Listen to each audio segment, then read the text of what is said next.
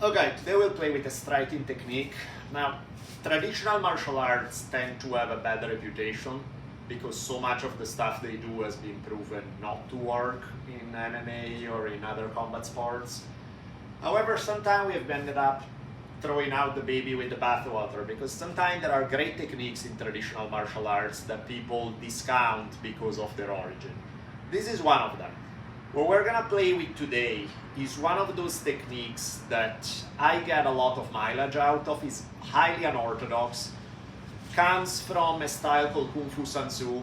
Choy Li Fut has a similar kind of thing, and she hates it because she likes pretty clean technical boxing, and this one breaks about just every rule of good boxing there is, but it works anyway. Now, if we're here, we're both orthodox.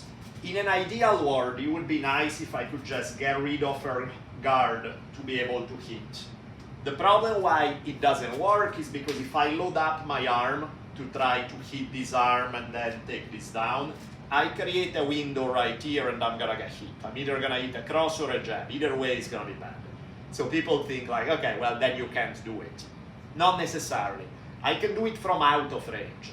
Think like, for example, the way Marvin Hagler used to do this jumping jab from way out of range against people who knew he was gonna do that and they still didn't think he could get close enough.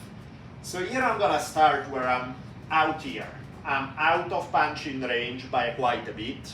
So now I can afford to move the hand a tiny bit to load up because I'm not gonna get hit as quickly. The way I'm gonna do it is I'm gonna throw a backhand right for her face. If she doesn't block, I will be stepping and sliding and hitting her. But of course she's not stupid, so she's gonna cover up. And that's fine because it sets up the next move. So I'm here, we are playing around at a distance, I throw something. When I make contact, my hand opens and I keep turning to move her arm out of the way. This is gonna open up a giant overhand to come behind it. So if we are here, I'm a little at a distance, I just... Okay, one more time. So you see what I'm doing with the feet? It's a big step and slide. There's a giant power left hand with the bottom fist aiming for her face.